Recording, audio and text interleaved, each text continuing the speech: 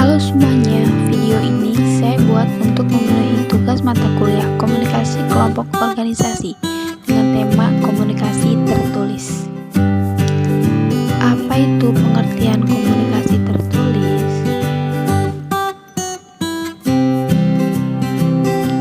Pengertian secara komunikasi tulisan adalah komunikasi yang menggunakan tulisan yang tertulis di suatu bidang yang keberadaannya bisa dilihat, walaupun sang penulis sudah tidak aktif lagi. Menulis merupakan kegiatan menyampaikan suatu gagasan atau ide ke dalam suatu tulisan yang intinya akan dibaca oleh khalayak ramai atau individu lainnya.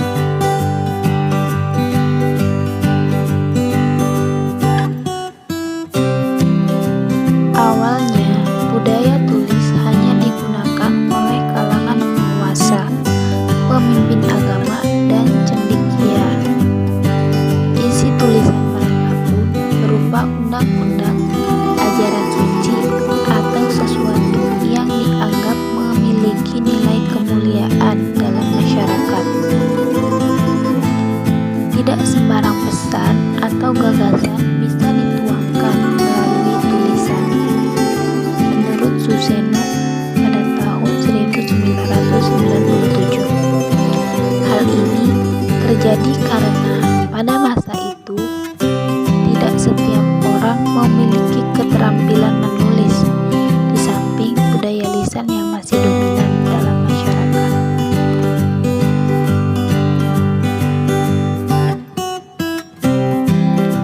Pengertian komunikasi tulisan menurut para ahli. Pertama, menurut Subarna, komunikasi tulisan adalah suatu proses penyampaian pesan komunikasi dengan menggunakan kata-kata dalam bentuk tulisan. Komunikasi tertulis dilakukan baik antara individu dan bagian dalam struktur organisasi suatu jenis perusahaan maupun dengan pihak ketiga. Yang kedua, menurut Buff and Till, dalam penyampaian pesan secara tertulis mempunyai keuntungan yang sangat besar, yaitu adanya peluang untuk mengontrol pesan. Isi pesan yang disampaikan dapat memuat informasi yang sangat kompleks dan memerlukan uraian sangat detail. Pesan yang disampaikan dapat didokumentasikan sehingga dapat dimanfaatkan untuk rujukan pada masa mendatang. Dan yang terakhir, pesan dapat disebarkan secara luas ke khalayak yang ingin dijangkau sangat besar dan terpisah secara geografis.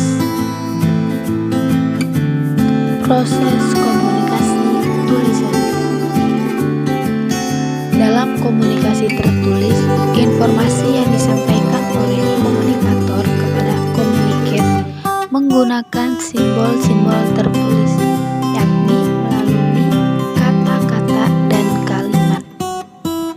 Dalam proses komunikasi tertulis terdapat 3 tahapan yang harus dilalui.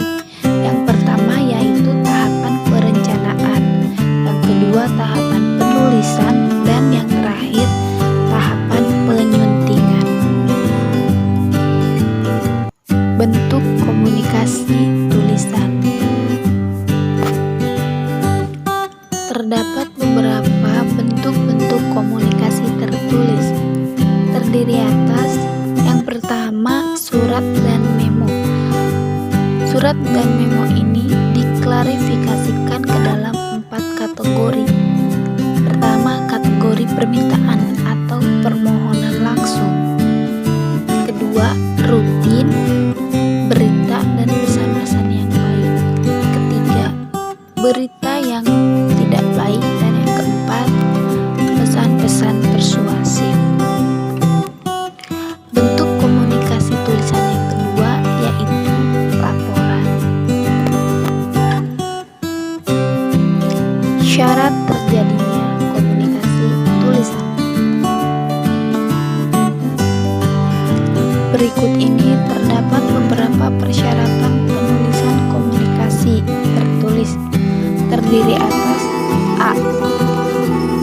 ditulis dalam format atau bentuk yang menarik. B. Memilih maksud dan tujuan. C. Menggunakan bahasa yang mudah dimengerti. D.